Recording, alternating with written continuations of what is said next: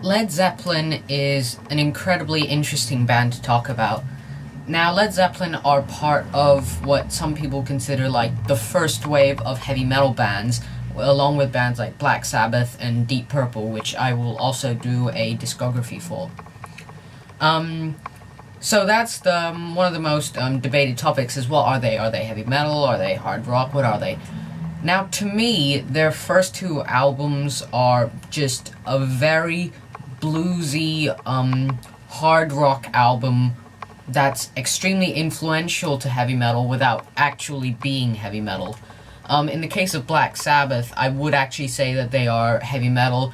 Deep Purple is a little bit more debatable, although I would also generally just class them as hard rock rather than heavy metal.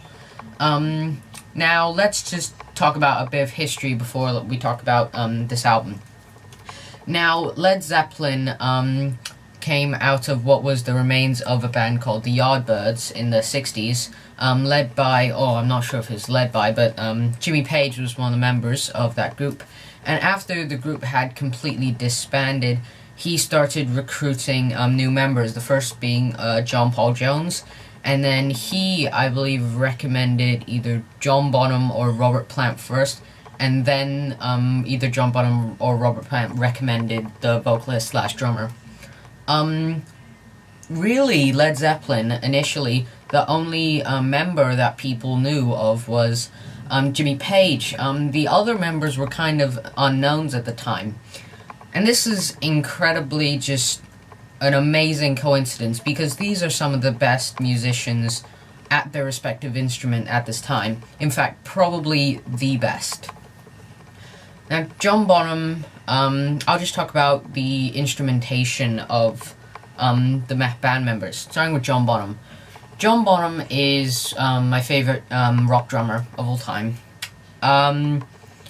He's just so fast, and what he manages to do is he managed to combine the speed with the heaviness, you know. A lot of times he can pull it back and then just go for a nice easy drum beat, but then when he goes to a drum fill, he is like a ferocious animal when he gets those really quick drum fills.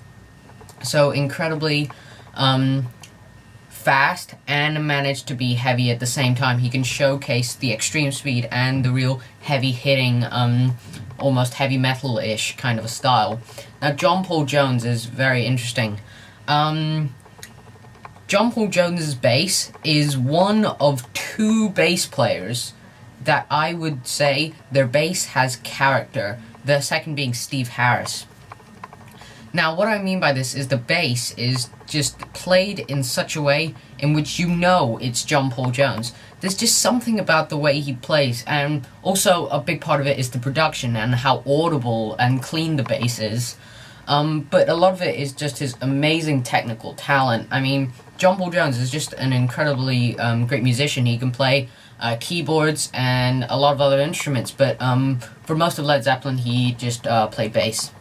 Now, Jimmy Page, wow, Jimmy Page. He's one of the most iconic guitar players of all time. Just amazing technicality in the way he plays. Absolutely great solos, really heavy for the time. The sound he was using, really innovative too. I don't play guitar, so I can't be specific with a lot of the extreme technicality, but I can tell you that he is one of the best guitar players of all time. Robert Plant.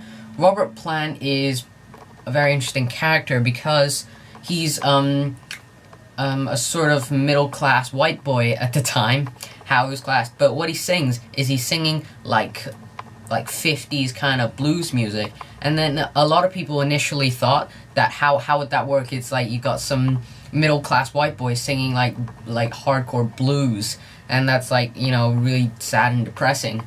But I'm telling you, he pulls it off, and he makes you believe that he's struggling and he's going through hard times in the way he sings. He's just such a great vocalist. His range is amazing. He can hit these extremely high notes, but he also can do a lot of some of the maybe more feminine style of vocals, you know, the really high screams, and stuff like that, but he can also really sing with a really strong, powerful voice, which I absolutely love. Just such a variation of the way he sings. Just incredible. As far as instrumentation goes, this is my favorite band in the world. And I know I previously said that Iron Maiden's my favorite band, but if we're just looking at the instrumentation, Led Zeppelin, definitely my favorite band. Now let's more sort of hone in on this particular album. Now, after Jimmy Page got his band together, they started playing some shows. Now this album mainly consists of blues songs that were Zeppelin completely changed and made their own. Songs like You Shook Me, and there are a lot of songs that are based on blues songs that already existed, but they're so different. They're not really even covers. They're just taking the idea and then completely changing it to make it sound like Led Zeppelin in 1969. And that's actually a big thing, because Led Zeppelin would release 2 albums even before Black Sabbath released their first album and Deep Purple released their first album playing hard rock music, because they were playing prog rock for the first 3 albums, and then they started playing hard rock with Deep Purple and rock. But anyways, back to Led Zeppelin. Now, this album is stylistically, like, everywhere. They would do this one other time where you can hear so many influences from different styles, and that is Houses of the Holy. But let's just talk about this. What you got mainly the blues. You got the blues in almost every song. In Robert Plant's voice, in the groove, it's just oozes the 12-bar blues attitude in Robert Plant's voice and in the instrumentation as well. But you've also got the folk influences, you know, a lot of acoustic guitars on this song. Even more on other albums, they would use the acoustic guitar quite a lot. Something like Led Zeppelin 3 comes to mind. And also, just really early heavy metal kind of style, you know. Even though it's all basically revolving around the blues for the most part. But the thing is, what this album manages to do, that Led Zeppelin are probably the best band at doing this. They take so many influences and have so many different styles and just such a variation in their album. We've got these really high tempos, really low tempos, just completely, even songs like Black Mountainside, where it's more of a sort of Eastern tribal style. Yet this album is so focused and feels so inspired, and when you listen to this album, you feel like you're listening to one complete thing. You know, it doesn't feel like, oh, they're just doing this thing and then they're doing that thing. No, it feels like a complete unit, and I don't know how they managed to do this, because it's just such a variation in this entire album. But I'm telling you, Led Zeppelin has a way of doing that.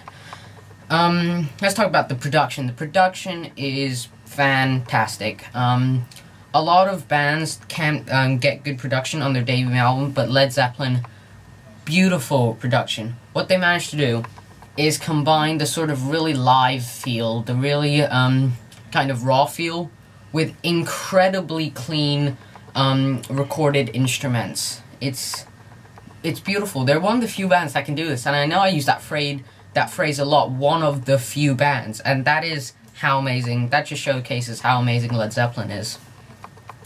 And so yeah, production, absolutely fantastic.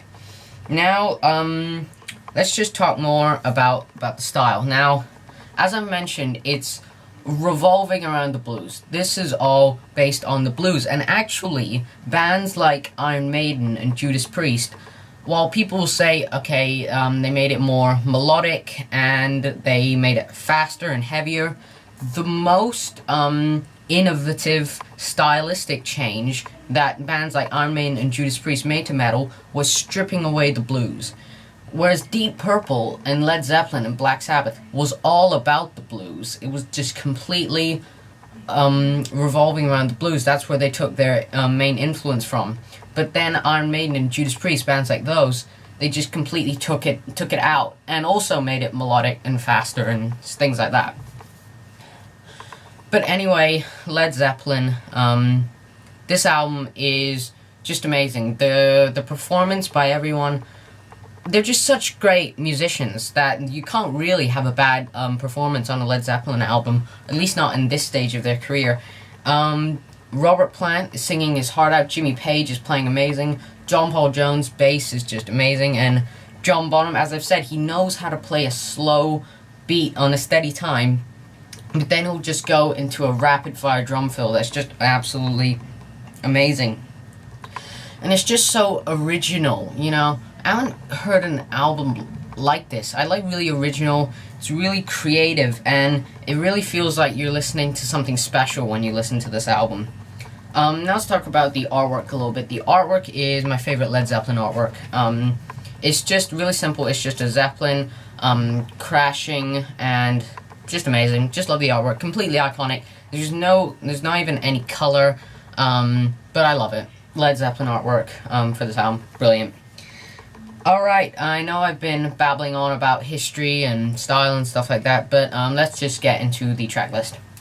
Now, this album opens with a song called Good Times, Bad Times, and what's amazing is you just start the album and it's like dun dun dun dun, you know, it's just amazing. It's just such an iconic beginning to this album. And this is more of a mid-tempo kind of a song, and it's just all about that bluesy rhythm that I was talking about, you know, the Good Times, Bad Times, just really kind of more upbeat than some of the more bluesy songs on this album. But they managed to do that. They managed to have the bluesy element, but also have it kind of upbeat at the same time. The bass fills are just absolutely amazing, really good bass, and just a really catchy bass line too. John Paul Jones does a great job. And really, really good solo, and it's just a really enjoyable song to listen to. Now we move on to Babe, I'm Going to Leave You, and this is an amazing song. This obviously has the acoustic feel going for it that I'm talking about, and the riff is just amazing. The main riff completely drives the song. That's just absolutely amazing.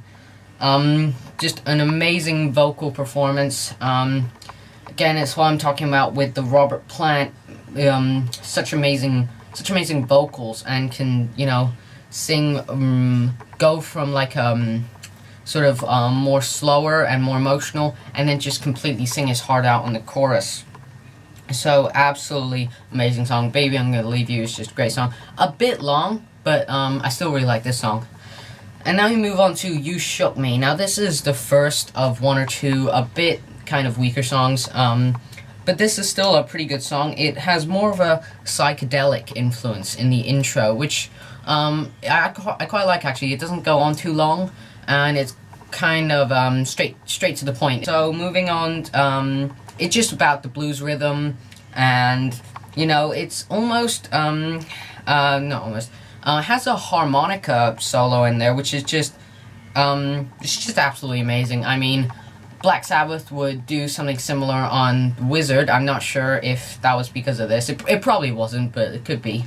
And yeah, it just goes to show how original and creative it was. Just using a harmonica for no reason, but they can. So, You Shook Me, great song.